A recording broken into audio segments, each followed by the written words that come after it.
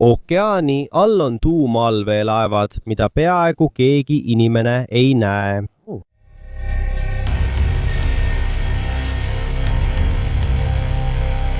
Nad liiguvad vaikselt ringi, kandes endaga mõningaid kõige võimsamaid relvi, mille inimene on loonud.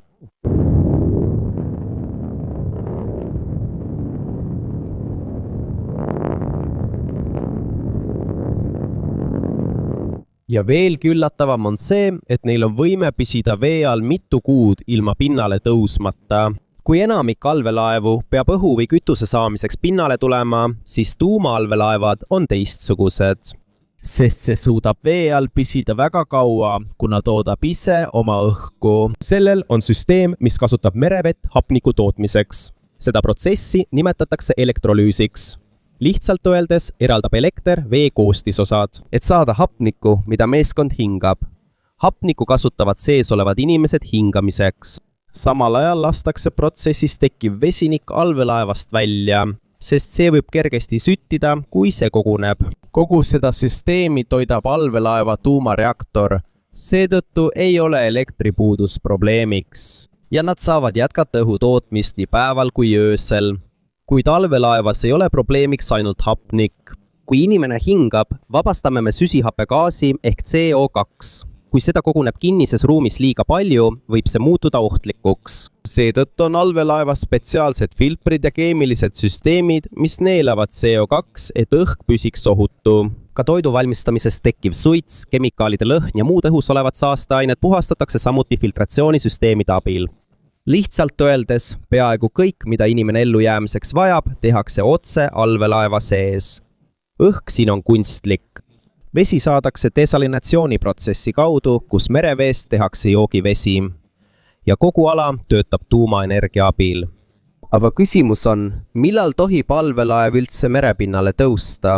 USA mereväe ja teiste sõjaliste allikate aruannete kohaselt on ainus suur põhjus, miks allveelaevad pinnale tõusevad, see, et meeskonnal hakkab toit otsa saama. See tähendab, et kui toitu on piisavalt, suudavad nad vee all väga pikka aega püsida. Ja siin muutub asi veel hirmutavamaks, sest tuumaallveelaeva tõeline süda on selle reaktor. Selle sees on kompaktne tuumareaktor, mis on peaaegu sama suur kui väike tuba.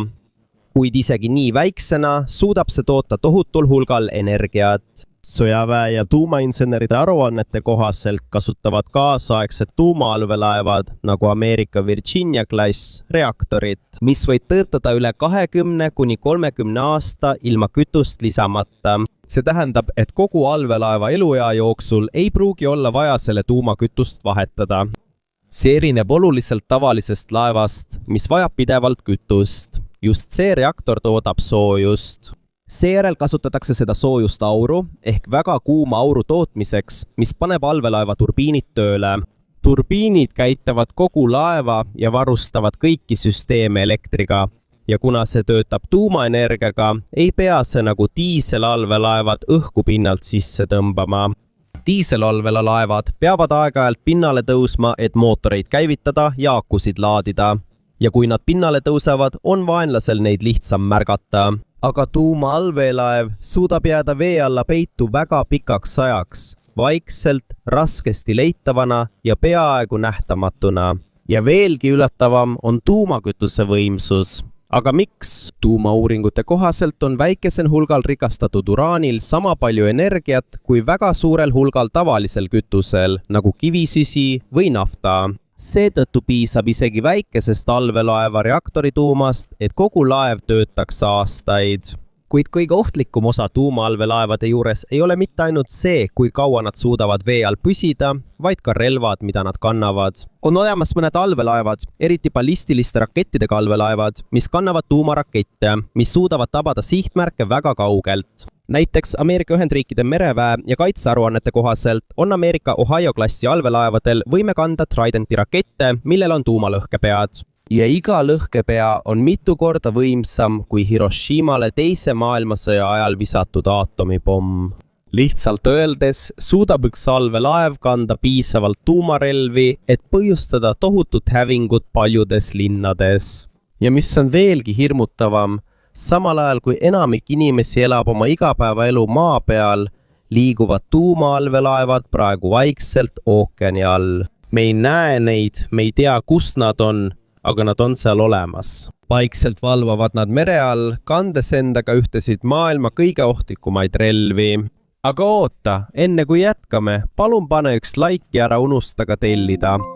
See aitab meid, sisuloojaid, palju. Aitäh ja nüüd lähme tagasi teema juurde. Tegelikult ei ole ainult Ameerikal sellist tüüpi allveelaevu. Neile, kes ei tea, tuumarelvade maailmas on üks põhjus, miks suured riigid kardavad sõda alustada, sest nad teavad, et kui nad ründavad, tuleb kohe vasturünnak nende pihta. Sellepärast on tuumarelvad olulised. Kui näiteks Hiina ründab oma maismaa baasidega, võib Ameerika hävitada nende linnad allveelaevade abil. Allveelaevu on raskem leida kui maismaal asuvaid raketibaase. Raketibaasid on satelliidilt nähtavad, nii et vaenlane teab, kus need asuvad, aga allveelaev on peidus mere all. See võib olla Atlandi ookeanis, Vaikse ookeanis või Arktikas. Ja kuna vaenlane ei tea, kus see asub, on nad alati ettevaatlikud. Ja mõnikord isegi vaenlane, kellel on kõige kaasaegsem luuresüsteem, ei ole ka kindel, kus see täpselt peidus on. Seetõttu on suurte tuumariikide jaoks allveelaev kõige raskemini hävitatav. USA mereväe andmetel kasutatakse Trident II T5 raketti Ameerika Ohio-klassi allveelaevadel ja Ühendkuningriigi Vanguard-klassi allveelaevadel. See rakett on loodud strateegiliseks tuumaheidutuseks, mis tähendab, et see ei ole tavaline relv. See on olemas selleks, et takistada vaenlasel tuumasõja alustamist. Ühendkuningriigil on valitsuse ametliku avalduse kohaselt poliitika, mida nimetatakse katkematuks mereliseks heidutuseks. Alates 1969. aastast on nad püüdnud tagada, et alati oleks vähemalt üks tuumarelvastusega allveelaev merel. See tähendab, et isegi kui ümbrus on vaikne, uudiseid pole ja inimeste elu on pealtnäha normaalne, on neil kuskil vee all üks allveelaev, mis on valmis tegutsema, kui tekib tõsine riiklik hädaolukord. Sama loogikat järgib ka Prantsusmaa. Prantsuse relvajõudude ministeeriumi andmetel kasutatakse nende M51 raketti selleks, et säilitada nende merel baseeruva tuumaheidutuse usaldusväärsus. Lihtsamalt öeldes tahavad nad näidata, et isegi kui keegi neid ründab, on neil ikkagi võimalus merelt vastulöögiks. Ka Venemaal, Hiinal ja Indial on oma enda allveelaevastik olemas. Ei ole vaja iga raketti ja nende arvu üksikasjalikult kirjeldada, sest suur osa sellest teabest on salastatud või muutuv. Kuid selge on see, et need riigid investeerivad allveelaevadesse, sest nad teavad, et kõige võimsam relv ei ole alati kõige valjem. Mõnikord on kõige võimsam relv see, mida sa ei näe. Ja just see ongi tuumaallveelaeva ülesanne. See ei pea end näitama. See ei pea iga päev ähvardama.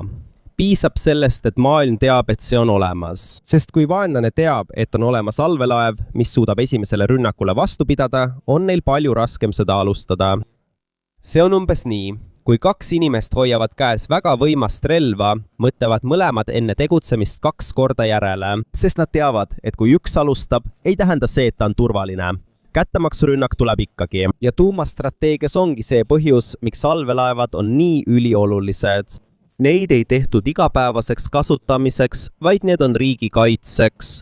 Aga kui me räägime relvajõust, siis on üks palju lihtsam küsimus. Kuidas suudavad inimesed sees kaua aega vee all elada, sest ükskõik kui arenenud allveelaev ka poleks, on selle sees ikkagi inimesed. Nad peavad ikka sööma, nad peavad ikka magama, nad peavad ikka töötama kitsas metalltorus, samal ajal kui nende kohal on 100 meetreid vett. Tegelikult, isegi kui allveelaev töötab tuumareaktoriga, on üks asi, mida reaktor teha ei suuda.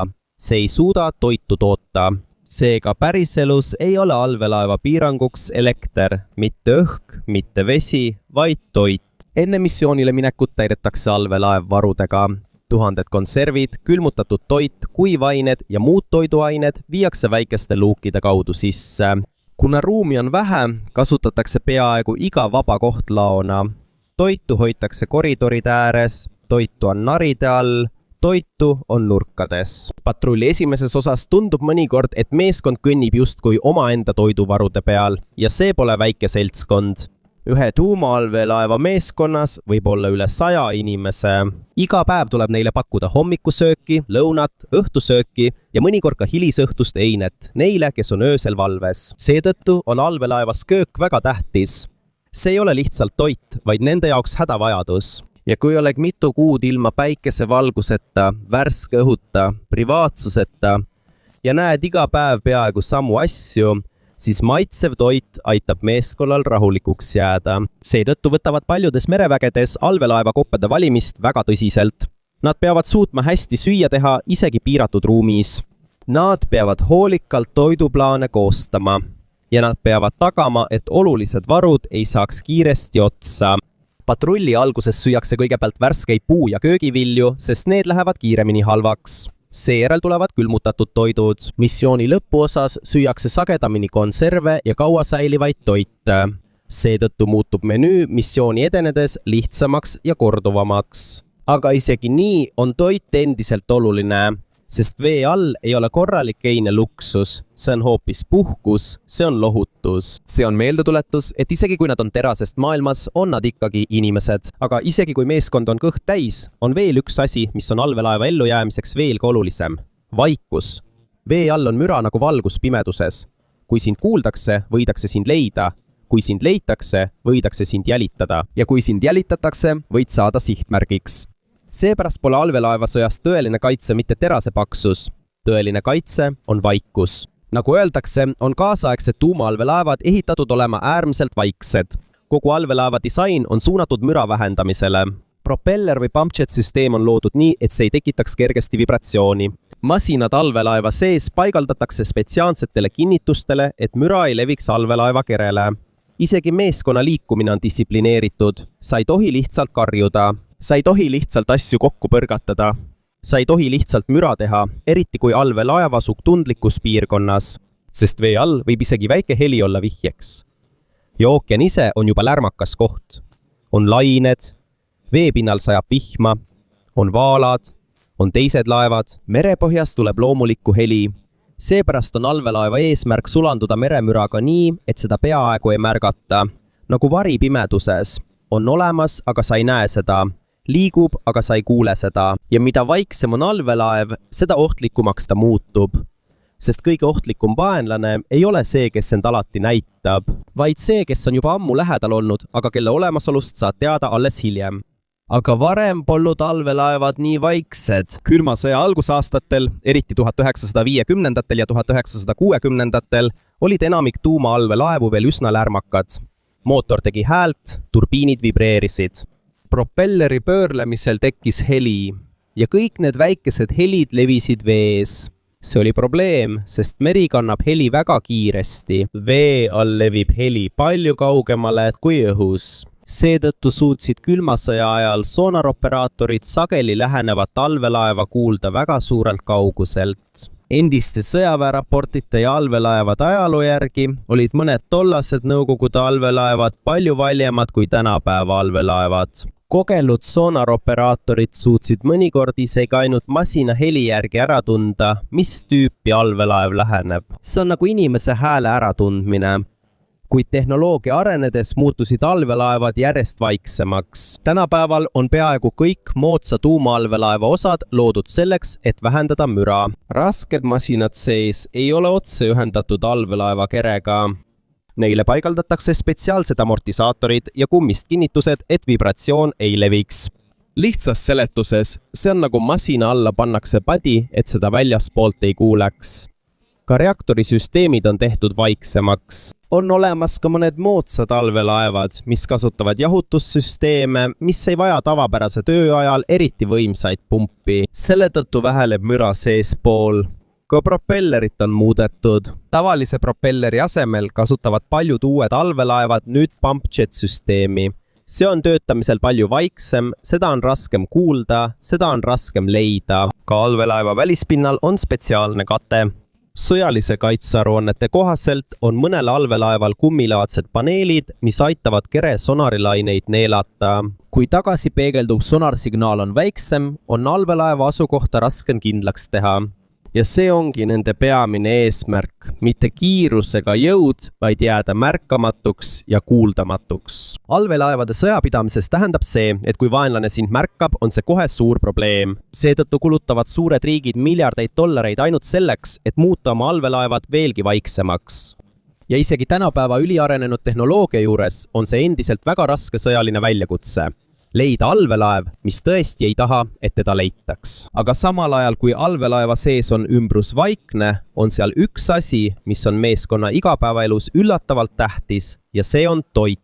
Paljude merevägede sõnul on maitsev toit väga oluline selleks, et hoida meeskonna vaimset seisundit korras. Sellest hoolimata, isegi kui sees on toit ja korralik süsteem, on allveelaevadel üks suur probleem, mida pole siiani lihtne lahendada, ja see on kommunikatsioon. Kui allveelaev on juba vee all, katkeb selle ühendus peaaegu täielikult välismaailmaga.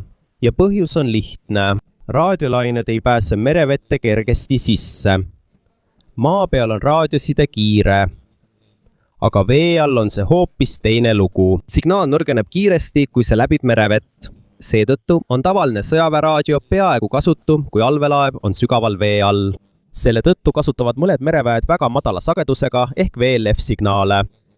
On olemas ka ülimadala sagedusega ehk ELF-süsteemid. Need signaalid on aeglasemad, kuid suudavad jõuda vee alla. Probleemiks on aga see, et andmeedastus on väga aeglane. Lihtsa seletuse järgi on see nagu väga aeglane internet. Mõnikord võib lühikese sõnumi kohale jõudmine võtta mitu minutit või isegi kauem. Ja kui käsk on pikk või keeruline, on seda veelgi raskem saata. Seetõttu töötas sõjavägi välja spetsiaalse meetodi, et saata sõnumeid allveelaevadele. Aga selle võimalused on väga piiratud. Tavaliselt saadetakse ainult lühikesi kodeeritud sõnumeid, mitte pikki vestlusi, mitte videokõnesid, mitte reaalajas suhtlust.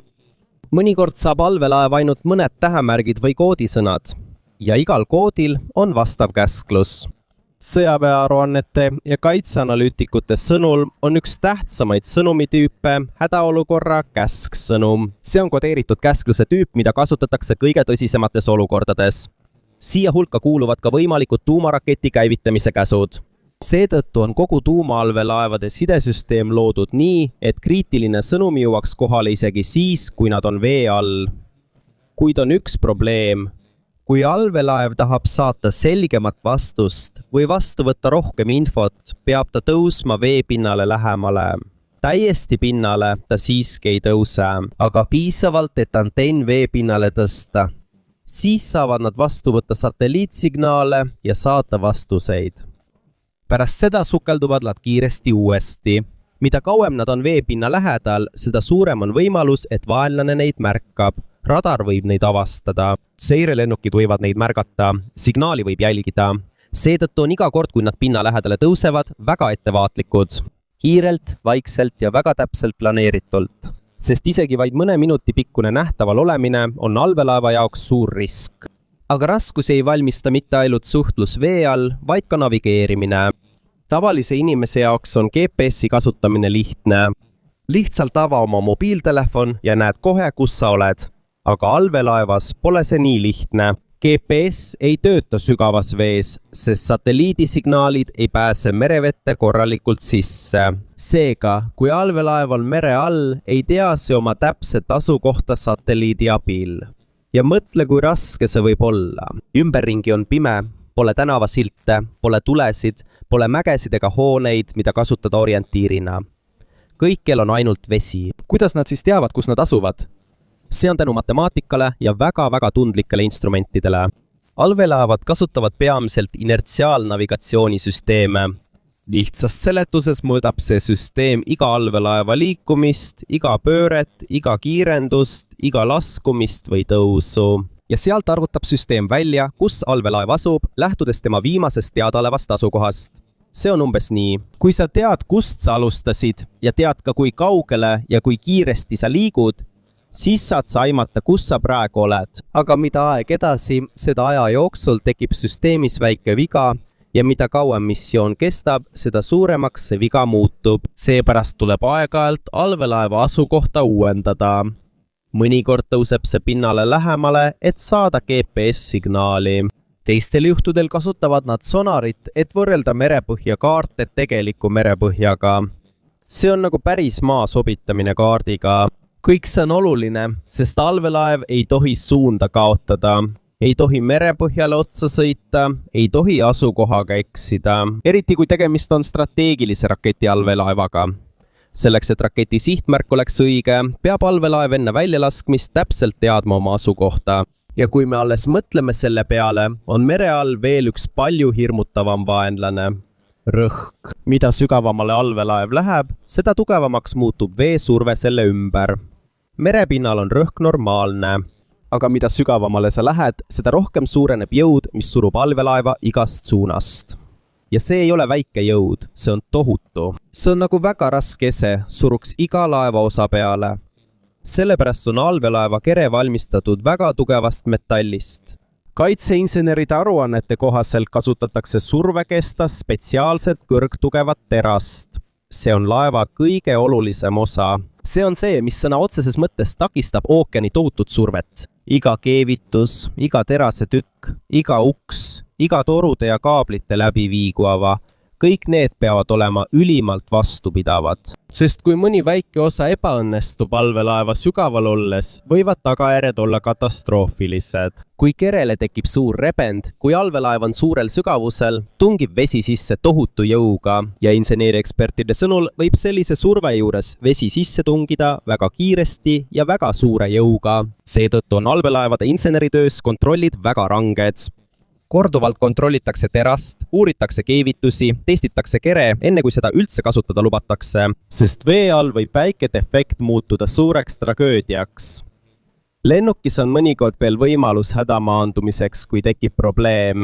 Aga allveelaevas, mis on väga sügaval meres, on see hoopis teine asi. Kui kere annab järele, võib allveelaev mõnikord sekunditega kaduda. Seetõttu on allveelaevnike jaoks survekere see, millest nende elu sõltub. Sest kuni see on terve, on neil kaitse kogu ookeani raskuse eest. Aga kui see ebaõnnestub, on nende lõpp kohe käes. Aga allveelaeva sees ei karda meeskond ainult vett. Mõnikord on tuli isegi ohtlikum. See kõlab kummaliselt, sest nad on ju mere all. Aga kui allveelaevas tekib tulekahju, ei ole see lihtsalt tavaline tulekahju. Allveelaevas on kõik suletud ja läbikäigud on kitsad. Seal on palju juhtmeid, masinaid, õli, plastikut ja varustust. Ja mis kõige tähtsam, kõik hingavad ühte ja sama õhku. Kui tekib tuli, tarbib see kiiresti kogu hapnikku. Kui tekib suits, täidab see kiiresti kogu sektsiooni. Ja kui tekib mürgine gaas, võib õhk sees muutuda ohtlikuks vaid mõne minutiga. Seepärast pole allveelaevas tulekahjuõppus naljaasi. Kogu meeskond, alates kõrgeimast ohvitserist kuni kõige uuema madruseni, peab oskama tulega võidelda. Nad peavad teadma, kuidas kasutada hingamisvarustust. Nad peavad teadma, kuidas sektsiooni sulgeda. Nad peavad teadma, kuidas tuld peatada, enne kui see levib, sest vee all ei tule ühtegi tuletõrjeautot appi, pole lihtsat põgenemisteed, pole ühtegi avatud akent, kus suits välja pääseks. Kui on tulekahju, peavad nad ise hakkama saama ja kui nad ei suuda seda kohe peatada, võib kogu allveelaev sattuda ohtu. Nii raske on elu vee all. Isegi kui väljas on vaikne, on sees alati risk. Ja külma sõja ajal muutus allveelaevade maailm veelgi ohtlikumaks. Nad ei olnud tolle ajal lihtsalt patrullis. Nad jälgisid üksteist. Nad mängisid peitust. Nad jälitasid üksteist. Ja mõnikord olid nad üksteisele nii lähedal, et inimesed pinnal ei teadnudki seda. Ameerika ja Nõukogude Liidu ajal toimus suur osa nende võitlusest ookeani all. Seda ei näinud televiisorist.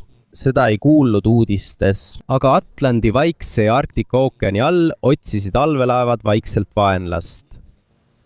Ründallveelaevade eesmärk oli lihtne, kuid ohtlik. Leia vaenlase raketiallveelaev. Jälgi seda märkamatult. Kuula selle heli, uuri selle liikumist. Ja kui peaks puhkema tuumasõda, on nemad esimesed, kes üritavad seda takistada, enne kui raketid jõuavad startida. Nii raske see ongi. Allveesõda oli külma sõja ajal väga pingeline. Üks vale liigutus ja keegi võib kuulda. Üks ainus müra masinast võib paljastada positsiooni. Üks vale pööre võib viia 2 allveelaeva ohtlikult lähestikku. Ja kuna kaalul on tuumarelvad, võib iga väike viga paisuda suureks probleemiks. Paljud selliste operatsioonide üksikasjad on siiani salastatud. Seetõttu tulid paljud meeskonnaliikmed sellistelt missioonidelt koju, ilma et nad oleksid tohtinud oma perele rääkida, kuhu nad läksid või mida nad tegid. Nad töötasid vaikselt vee all. Nad valvasid vaikselt. Ja nad kandsid vaikselt missiooni raskust, mis võis otsustada paljude riikide saatuse. Aga ükskõik kui osav meeskond on ja ükskõik kui arenenud allveelaev on ikka juhtumeid, kus nad ei tule tagasi. sest meri ei anna andeks. kui allveelaev kaob ookeani sügavates osades, on seda mõnikord väga raske leida. Pole valgust, väga sügav, väga lai. Ja vrakk võib olla merepõhjast laiali nagu väike killuke tohutus maailmas. Üks tuntumaid näiteid on Ameerika USS Scorpioni juhtum. USA mereväe andmetel kadus see 22. mail 1968, kui ta oli missioonilt koju naasmas. Pardal oli 99 meeskonnaliiget. See ei jõudnud Norfolkisse, Virginiasse. Alustati suurt otsinguoperatsiooni, kuid kulus veel mitu kuud, enne kui selle vrakk leiti Atlandi ookeani põhjast Assooride lähedalt, sügavusel umbes 10 000 jalga.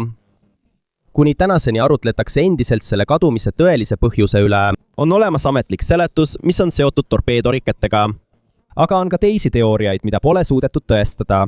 Selge on vaid see, et 99 pardal olnud inimest ei jõudnud enam kunagi koju. Samal aastal kadus ka Nõukogude allveelaev K129 Vaikse ookeani piirkonnas.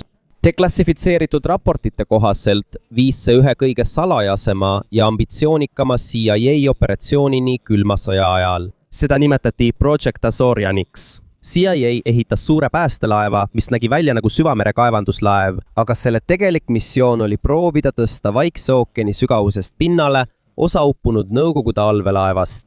Vastavalt deklassifitseeritud CIA materjalidele saadi kätte vaid osa allveelaevast ja palju detaile pole siiani avalikkusele täielikult avalikustatud. See näitab, kui olulised olid allveelaevad külma sõja ajal. Isegi kui laev oli juba uppunud, olid selle saladused endiselt väärtuslikud. Ja 12. augustil 2000 šokeeris maailma taas üks allveelaeva õnnetus. Vene allveelaev Kursk uppus Barentsi meres sõjaväeõppuste ajal. Ametliku Vene uurimise kohaselt, mida on mainitud paljudes raportites, arvatakse, et see sai alguse allveelaeva sees toimunud torpeedoplahvatusest. Kõik 118 meeskonnaliiget hukkusid. Veelgi valusam on see, et mõnede raportite kohaselt võisid mõned meeskonnaliikmed esimese plahvatuse üle elada, kuid neid ei jõutud õigel ajal päästa. Selle tõttu nägi maailm veelgi selgemalt, kui raske on allveelaeva päästa. Kui midagi halba juhtub mere all, ei piisa sellest, et tead, kus allveelaev asub. Sa pead ka kiiresti kohale jõudma. Sa pead luugi avama, sa pead võitlema surve, külma, pimeduse ja ajaga. Ja sageli on aeg kõige suurem vaenlane. See on karm tõde. Allveelaevnik elus, kui sõdur on maal, on tal võimalus, et ta leitakse. Kui piloot kukub alla, on tal võimalus päästetud saada. Aga kui allveelaev kaob mere alla, siis mõnikord ei leita ei surnukeha, vrakki ega selget vastust, mida perele tagasi anda. Seetõttu kaasneb iga allveelaeva patrulliga vaikne oht. Mitte ainult vaenlase tõttu, vaid ka selle koha tõttu, kus nad töötavad. Tume, külm ja väga sügav maailm. Kui midagi läheb valesti, siis mõnikord peidab meri ise kogu loo. See on see.